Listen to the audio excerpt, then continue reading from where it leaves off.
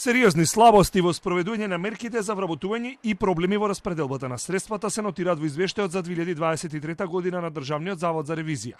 За исплата на средства за паричен надоместок во случај на невработеност, во 2023 година исплатени се 13% помалку или 1,5 милиони евра.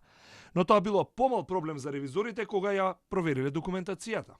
Кај исплатата на расходите по тој основ утврдено е дека кај дел од предметите кои биле опфатени со ревизијата, документацијата била некомплетна, односно се забележува отсуство на дел од бараната документација, што се должи на неажурност во работењето кај дел од центрите за вработување, а дел од документацијата се обезбедува или се изготвува по истекот на законски утврдениот рок, што се должи на невоспоставена електронска размена на податоци и поврзаност на евиденциите помеѓу агенцијата и фондот за пензиско и инвалидско осигурување.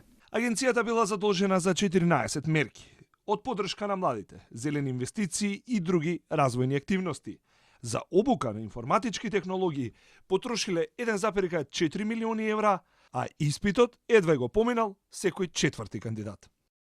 Во текот на 2023 година за мерката обука за стекнување на вештини од областа на напредни IT вештини, исплатен е износ во висина од 87 милиони денари, односно 1,4 милиони евра, што во однос на 2022 година представува зголемување за 47 милиони денари или 54%.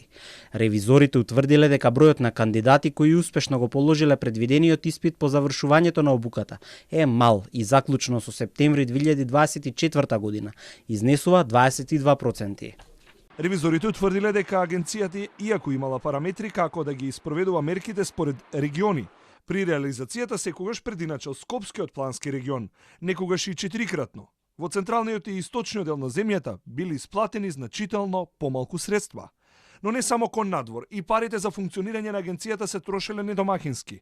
Набавиле огревни пелети со цена двојно повисока од пазарната.